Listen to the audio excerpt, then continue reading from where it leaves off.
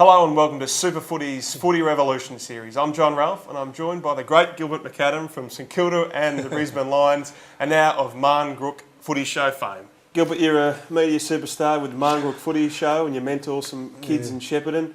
Life's good. Yeah, well look, it's good at the moment. It wasn't good 6 or 7 years ago when I was doing it probably hard, and I was living in the Kimberleys and living in Alice Springs at a block on land, and actually living on generators. So yeah, look, I've come a long way in the last 5 or 6 years, so I'm pretty proud. How did you make that transition, or how did you drag yourself up? Yeah, well, look, I suppose it started when I retired, and a lot of players go through it, and I'm sure you'll talk to a lot of players about it, and some players don't say much about it, and some like to keep it to themselves, and the best therapy is to go and talk to someone, and you've got to communicate with people, and I didn't do that for about 2 years, and I thought that I knew everything basically, and then I realised that I didn't. And after speaking to a few people, it was the best thing that ever happened to me, and I haven't looked back since. So what were you doing? How were you living? Oh, look, I was doing it pretty hard. I was living on a 100-acre block in Alice Springs on a generator in a tin shed basically, and look, I had a great life before that. I'd been a professional footballer for 15 years, so look, I had it good, mate. And some people, they don't get to that stage, so. Look, all in all, I think it's what you learn from it, and basically I've moved on from it. So it's what you get out of it and what you learn, I reckon. How did you come to be on the Marngrook Footy Show? Yeah, look, eventually I ended up coaching and getting into coaching stuff, and I was fortunate enough to win a flag in Alice Springs with my old club, and actually coaching the Kimberleys as well, and even coached in Darwin at one stage. So that sort of got me back into the footy scene, and I ended up getting a job in Alice Springs with Karma Productions, and it's a radio station, and I got into radio. And before I knew it, I was calling the AFL games in Alice Springs. And in Alice Springs, you've got a lot of community guys, and it's pretty hard to say their surnames, I'll tell you now. But look, it started from there, and then I ended up having my own sports show on a Friday night, and I actually had a yarn with Grant Anson when Grant came to Alice, and he mentioned that there was a possibility that we might have a footy show.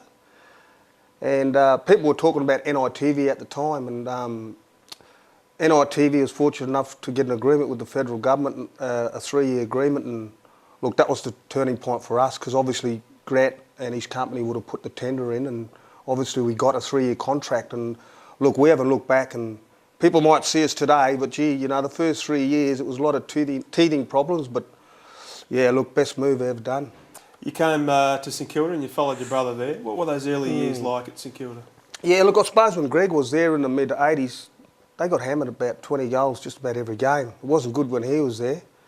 I got drafted in '89, and they were just starting on the rise when Kenny Sheldon and Peter Hudson went there, and they sort of turned the club upside down, inside out, basically, and changed a few, old ethics and stuff, and it's the best thing that ever happened.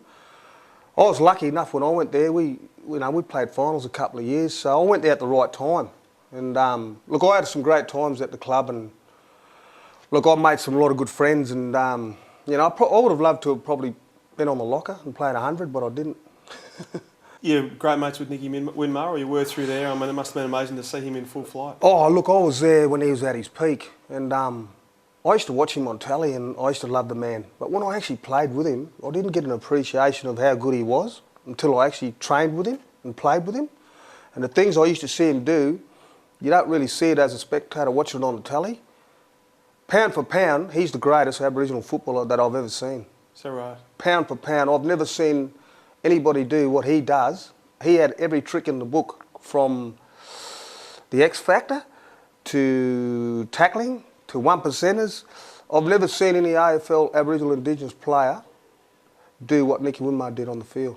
Cyril, Buddy, Goods, there's a lot of good ones out there. I know, but look, Buddy's a great player, don't get me wrong, but he couldn't do a couple of things that Nick could do. And Goods, he's a great player, dual Brownlow medalist, still couldn't do the things Nick could do. What was the fan reaction like leading into '93 and Victoria Park? You hadn't beaten them at that venue since '76. Were you just used to the racism from the crowds? Yeah, look, I've copped it all my life basically, and I went to Adelaide as a 14-year-old, going to school. I copped it at school. I copped it in under-17s. I copped it in league footy and SANFL. Then I copped it in AFL. I was already strong enough to cope with all that stuff by the time I got to AFL. But it just made me stronger. And look, I hadn't played at Vic Park in my life, so I didn't care what had been done there previously because I didn't care, I didn't know. All I know is that I just wanted to make a statement that day. And I actually said it to Nick before the game because they were giving us heaps before the game. I'm not going to say what they said, but it pumped us up. So it got the other end of effect where it's not good to use it against blokes who can use it for their own positiveness, I suppose. You kicked 5, best on ground that day. Yeah. That was a statement. Yeah, it was, and I didn't know after the game that Nick had lifted his jumper up, and it wasn't until the paper the next day that I looked in the paper and seen the article. When the game finished, I just remember going to the St Kilda cheer squad, because there wasn't many of them there at the time, and obviously Vic Park, they had all the seats. I just remember going to them and just shaking hands and loving people up and just, yeah, that's all I remember, because I was just emotionally caught up with it. And there's been a lot of discussion about what actually Nicky did. Take us through your version of look, what he meant. I'll tell you what happened.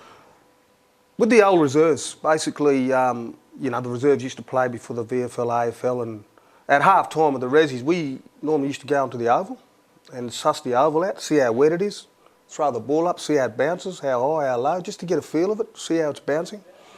I used to do it all the time. And anyway, when we were walking out through the race, because at Vic Park, you come out of the race and you're into the Collingwood cheer squad. So it's pretty daunting, and we'd sort of come through the race and straight away they started on us. And I started getting a bit angry and I said, look, no use getting angry, just don't worry about it. So when we got to the centre of the oval, I grabbed Nick and I said, bro, we're going to do something today. We'll make a statement, eh? We'll show these mob. We'll make them quiet today. And that's basically, who knows? I didn't know it was going to happen, but it happened. So, yeah. And it's been reported that he said something like, I'm black and I'm proud, or that he might have even said, look, I've got guts. Did he say something, or...? No, he was actually showing them that he was proud of the colour of his skin. Yep. Because they were calling us everything. And that's why he said it. He didn't have to say anything. His finger did the talking and the walking. Because he just pointed at his colour of his skin and lifted his Guernsey. That's a powerful statement. You don't need words. Most important finger, basically, in AFL history and the breakthrough with racism? Well, look, I'm not going to get caught up with the American Olympics when the guy raised his fist. But, gee, it was similar to a statement, it made a statement similar to that. It was never anything to do with the players. I love playing against Collingwood, and there was a mutual respect there that, Mickey McGon, I love playing against Mick and Tony Shaw. I love playing against them guys because it was real good old-fashioned hard stuff, and what sort of happened on the field sort of stayed on the field. And it wasn't anything nasty that they said. All it was the supporters. But the good thing about it, AFL, they've educated supporters now. And more importantly, we're getting a lot of our stars in every team. There's 5, 6 stars in the team. Gold Coast, they got 14 or 10 Indigenous players on their list. Now you've got them on your list, they're not going to bag you because there's too many of them.